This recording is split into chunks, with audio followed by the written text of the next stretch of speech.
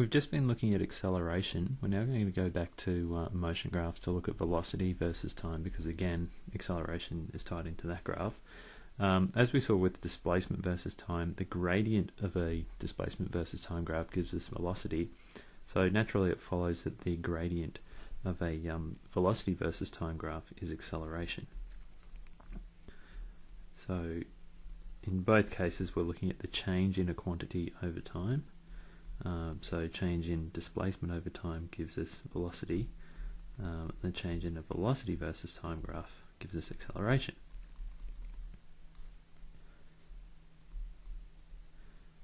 And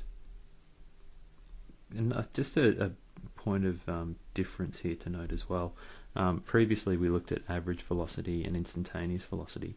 We don't usually talk about average acceleration, so we wouldn't usually talk about, say, from t equals 0 to t equals 5, what was the average acceleration in that period of time. We usually are only interested in the instantaneous acceleration, so we won't worry about average acceleration here, but the calculation method would basically be the same. So to calculate acceleration from a velocity versus time graph,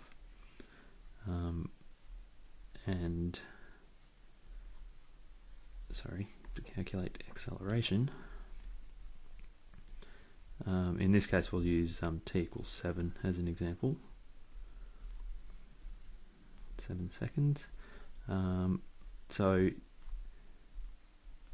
in that scenario, if we're looking for the acceleration when we're dealing with this point in time here, then we can look at the gradient of that slope section, and so we use sort of the extremes of that, so look at t equals 6 to t equals 8, and so the calculation would be as follows. So the acceleration is going to be equal to the change in the velocity over the change in time, and the change in velocity there, we finish off at 0 meters per second, and we subtract from that -1 meters per second, and divide that by 8 seconds minus 6 seconds, which gives us a value of 1 over 2, or in writing as a measurement, 0.5 meters per second squared. And notice that the value there is positive, so we should identify that that's 0.5 meters per second squared in the forwards direction. Now this idea of forwards and backwards is an important one to consider here, so let's just go back to the graph. I want to just draw your attention to a few things here. So we've got that this here is accelerating forwards, so in that region we'd say that it's accelerating forwards, but notice that the velocity is negative. So it's accelerating forwards, but it's actually moving in reverse. Notice too there that the speed is decreasing. So while it's accelerating forwards but moving in reverse, we could actually say here that it's decelerating because its speed is decreasing. If you look at this part here, which is going to be similar to the part at the top, so this region here, we would say that there's no acceleration. So we can see that because the gradient would be 0. Another way of saying no acceleration is saying constant velocity. So that, as I said, would apply up the top as well. So we could just put combine both of those. Now go to this point over here next. It's the easiest one to look at. We would say here that it's just accelerating. So it's accelerating, it's moving forwards, the speed's increasing, velocity is increasing. This one here I want to break up into two regions. So above the line, we would say that the object here is decelerating because its speed's decreasing.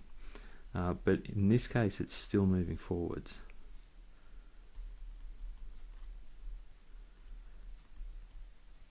So notice that its speed is decreasing, its velocity is decreasing, but it's still actually moving forwards. We would then be interested in the next point that's particularly worthy of note, is this one here, is where the object would momentarily be stationary. So for a brief instant in time, it comes to a stop. And finally, the last one to consider is this little section underneath. Here we would probably look at this as actually being an acceleration rather than a deceleration now, because it's come to a stop. It's accelerating, but it's accelerating in the reverse direction. So its speed is increasing, the magnitude of the velocity is increasing. So accelerating in the reverse direction, and then that leads into where we started, accelerating in the forwards direction, but it's still moving in reverse, and so we would call that decelerating. So note here that there's you need to consider what the motion of the object is, whether it's moving forwards, backwards, and then consider its acceleration as well. So just because it's a positive acceleration doesn't always mean that it's speeding up. It can actually mean that the speed is decreasing, as we see at the end here, where it comes back to zero. I can also just point there that that's momentarily stationary too. So there's some ways to interpret, things to keep in mind when you're interpreting a velocity versus time graph. Now there's another useful aspect about velocity versus time graphs that I want to discuss in a bit of detail here as well. That aspect is sort of related to geometry, I suppose, and that aspect is about the area under the curve. That term, area under the curve, it's something to that you'll become familiar with, hopefully.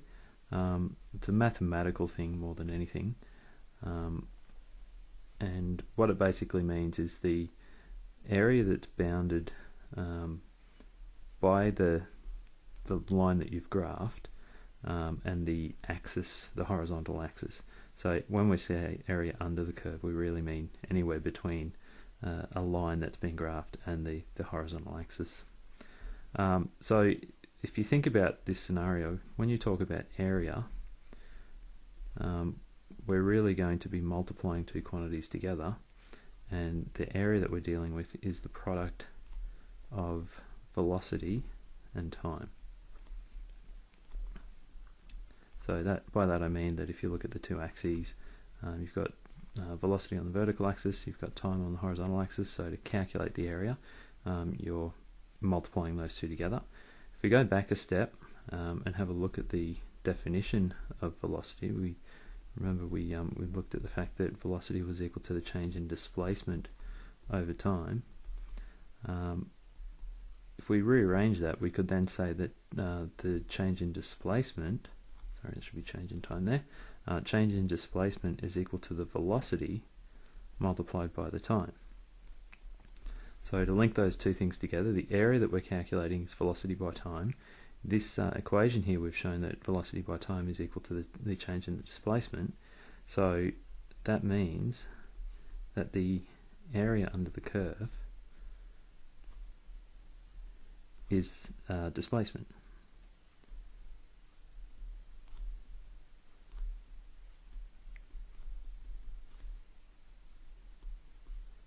Now to explain that in a little bit more detail, let's go back to the graph and we'll pick a time. Let's say we're looking at what happened, the displacement after 3 seconds. So we're looking at the area that's bounded by the graph, the horizontal axis, and a time of 3 seconds. So that's the area that we're going to be looking at there. Now all we need to do here is just a little bit of geometry. We'll actually break this up into two regions. It'll probably be the easiest way to do it. So we've got a rectangle there, and then we've got a triangle here at the beginning. So from 0 to 2 seconds, the velocity increases to 2 seconds, and then from 2 to 3 it stays constant at 2 seconds. So we can figure out those two areas, add them together to calculate the displacement. So if we do that, so for example, from t equals 0 seconds to t equals 3 seconds,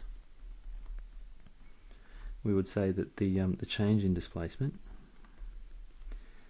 I'm just going to do the calculations there. The first section was a triangle that had a base of 2 seconds and a height of 2 meters per second, and the second section was a rectangle that had a base of 1 second and a height of 2 meters per second, and if we add those together, we would get that the answer there is 4 meters. And again, notice that that's a positive, and so that would mean that it's 4 meters forwards. So there's a quick example. We'll do a few more of those sorts of calculations in class, just to get you familiar with looking at that area under the curve idea. One last thing, just going back to the graph again, you'll notice that we have this area above the curve, so I would say that that's positive. If we calculate the area below the curve down here, we'll actually be using a negative velocity over on this on the axis on the side here. Now usually we wouldn't consider area to be negative. Here we can, because it's not actually area as such, it's displacement. So the area can actually have a negative value. So above the axis, the area is positive. And again, when we say area, we're not really talking an area. What we're really saying is that it corresponds to a positive displacement, and in this case positive means in the forwards direction.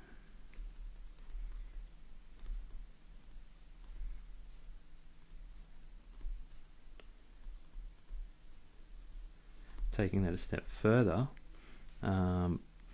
area below the axis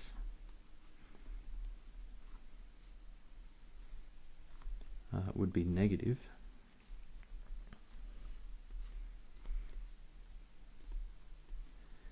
and that would mean that part of the displacement is in the reverse direction.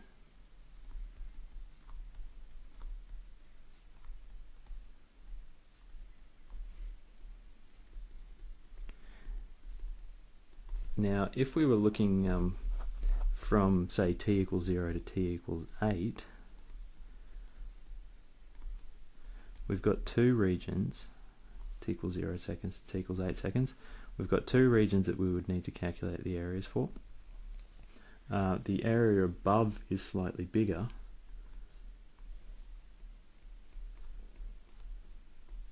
so it has a larger value, or has a larger magnitude.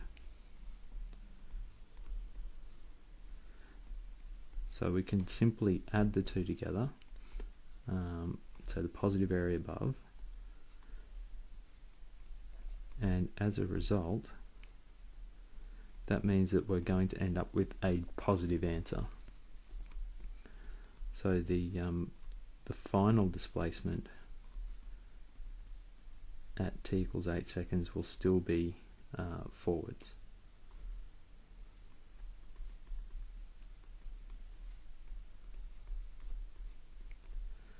So that's a way that we can figure out the location of the object just using the velocity versus time graph. We'll have a look at a few more of those sorts of questions in class, and do a few of those problems to calculate displacements and have a look at some varying scenarios about where an object would be located based on its velocity versus time graph.